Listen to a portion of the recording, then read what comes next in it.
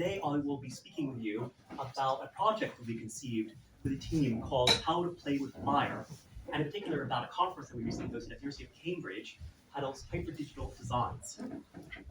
In Hesiod, we hear a story about how the Titan Prometheus, after his brother Epimetheus had forgotten the skills and techniques that he needed to give to humans, had, in his concern and pity for humanity, stolen fire from Mount Olympus to give, as it were, the power to humans to recreate the world for their own purposes.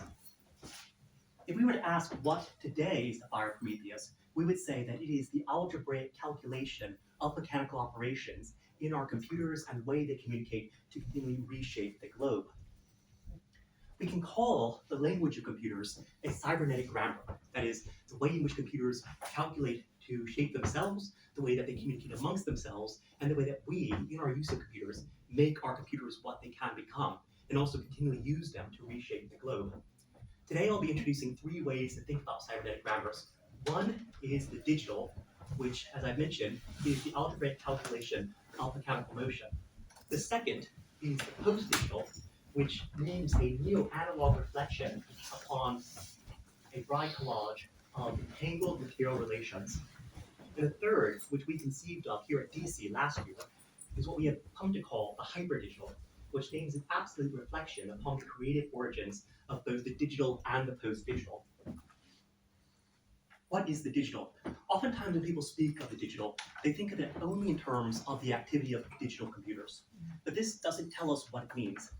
In a more refined sense, we might say that the digital is an algebraic calculation of the infinite decomposition of mechanical motion, whereby the calculation in Boolean algebra or binary code is able to be freely assembled to script the sequence of mechanical operations in a computer as that computer operates individually and collectively across systems across the globe.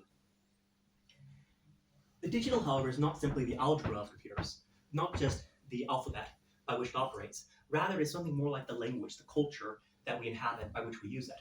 It is not just, as it were, how computers speak, but as it were, how we use them and how we speak about them amongst ourselves.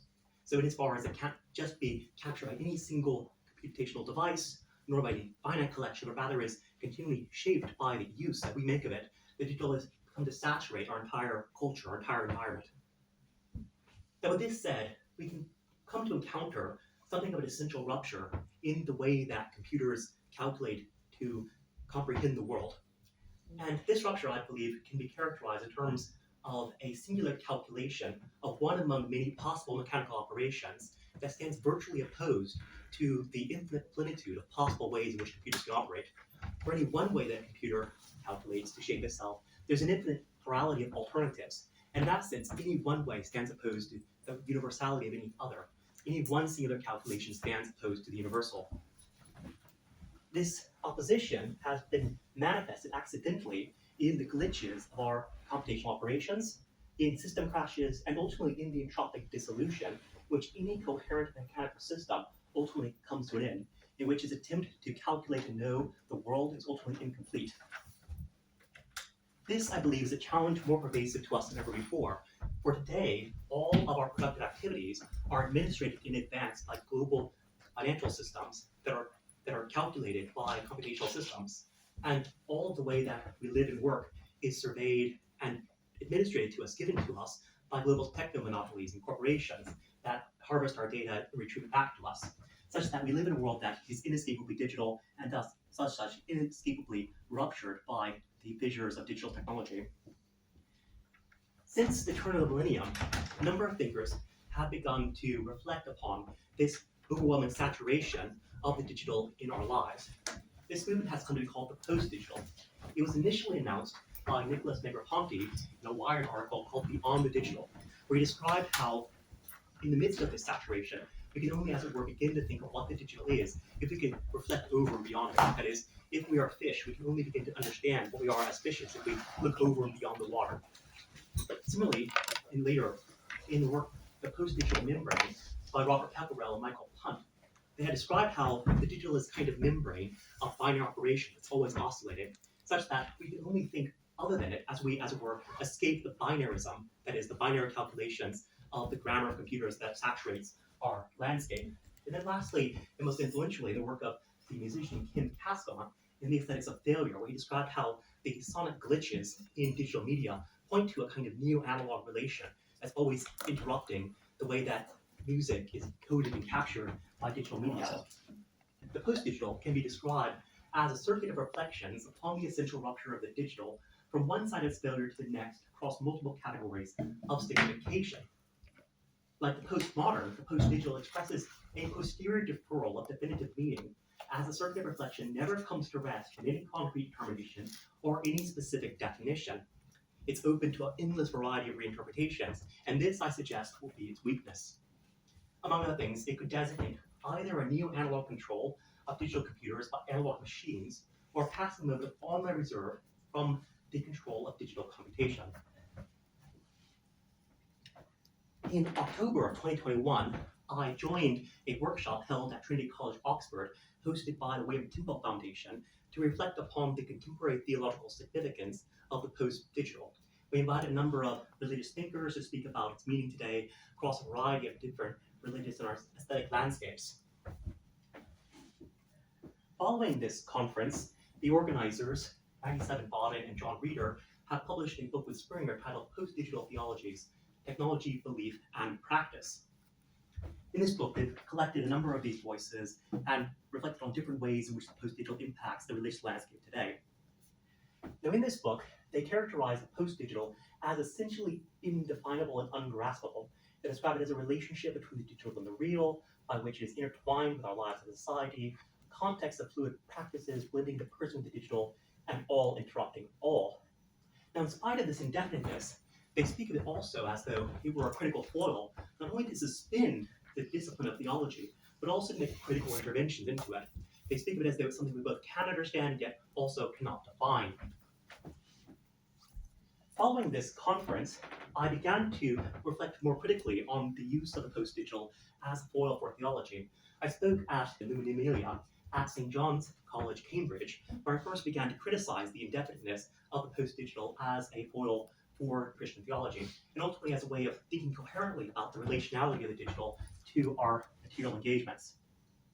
I've published a critical review of post-digital theologies in which I argue that the suspension of the genre of theology also suspends the critical resources for a theological analysis of what the post-digital could mean, as it is grounded within systems of relations, and ultimately as it reflects upon and allows us to think about our highest ideals.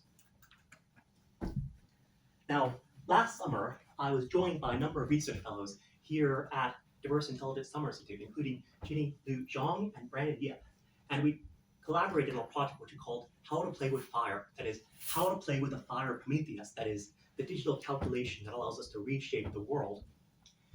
In this collaboration, we created a blog called How to Play with Fire, which collected a number of voices, allowed us to think critically again about the creative origins of not only the idea of the digital, but also the way it was used to calculate and reshape the world.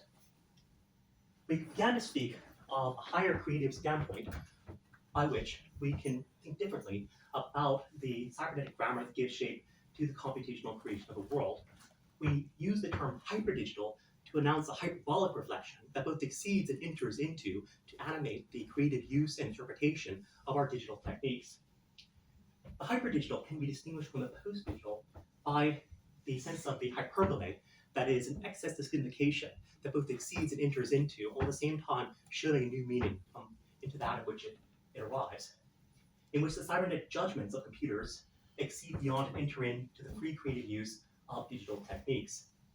It names a higher middle that holds together the fixed opposition of both the digital and the post-digital, whereby, as it were, the rupture of the digital and the circuit of its reflections can be analyzed not only into the meaning of the digital as a cybernetic grammar, but also the meaning of its rupture, its relations, and the circuit of those relations that extend into every aspect of human life. I've published at DISI, in fact, an article that has studied the religious writings of Charles Babbage, who was both himself a mystic and had designed, using algebra and diagrams, the first general-purpose computer, the analytical engine. Argue that he had certain theological assumptions that were inherited from his belief that the whole of the world could be known through mathematical logic, and also through automation of that in the first general-purpose computer. And this can arguably be characterized as a digital theology, that is the way in which God can be known most expressly by the use of a general purpose or digital computer.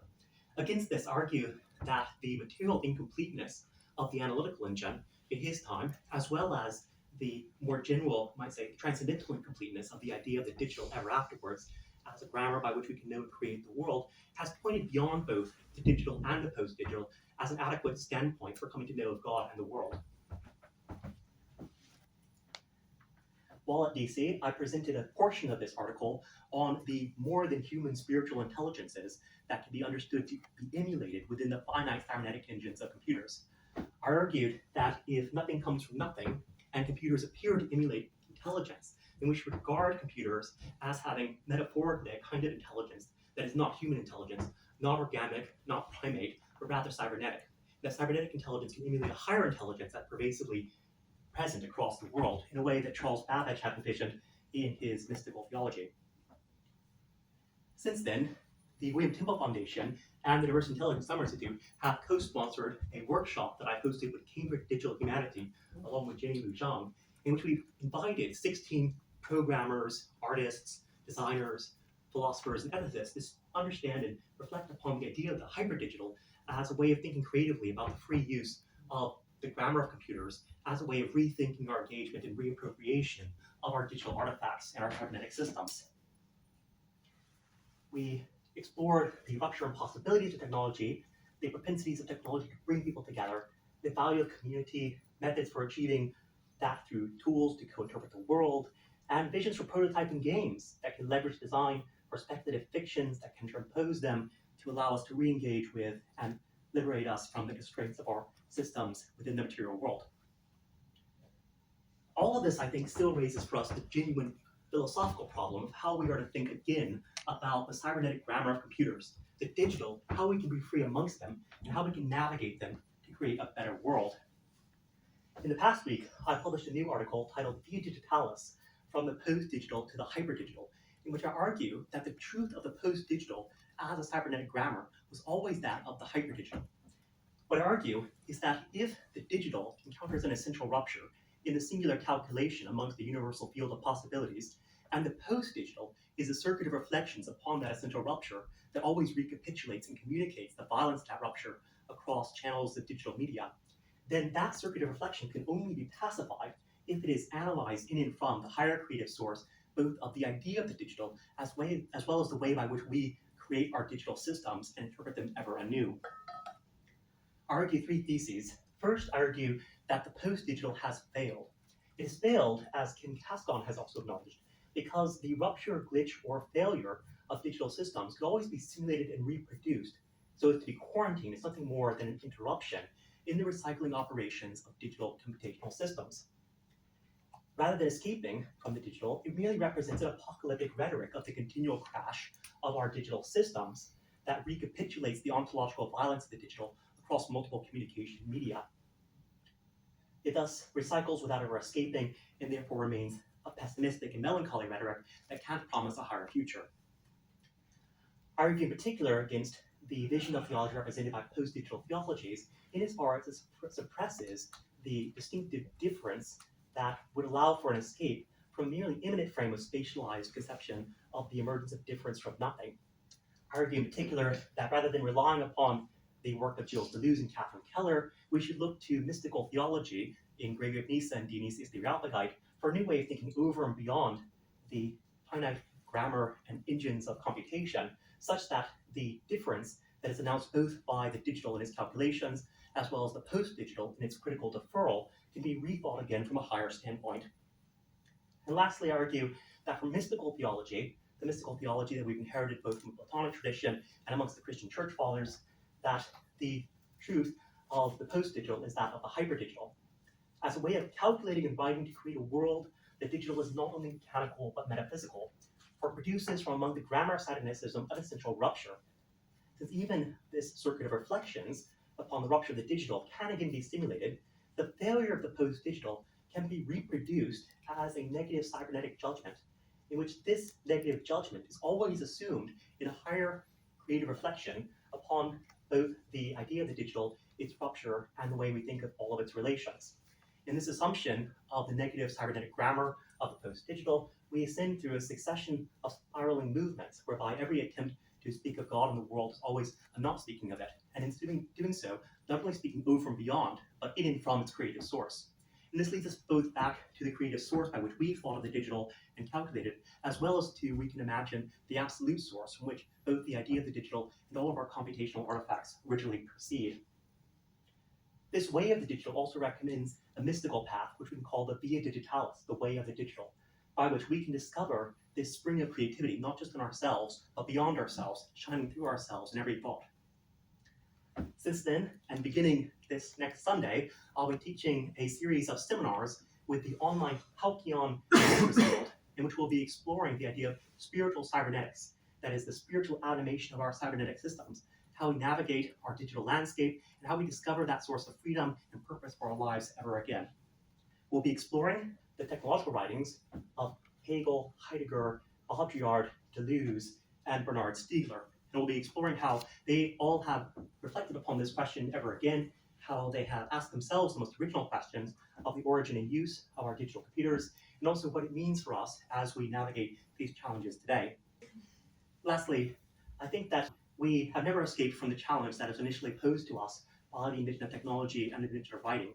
We still remain in the presence of this magical power to continually reshape the world through the algebraic calculation and scripting of the mechanical operations that both give shape to our computers and through them give shape to the world. Computers, as it were, are now the tool of all tools by which we can reshape the world for our own purposes, and we have a great responsibility to use them well.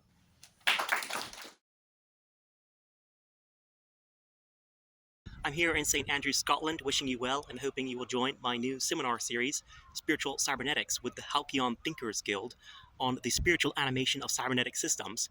We will be studying the writings of technology in Hegel, Heidegger, Baudrillard, Deleuze, and Bernard Stiegler. It will be a thrilling series. If it seems daunting at first, so is cybernetics, but equally is the challenge that we face today. I look forward to seeing you soon.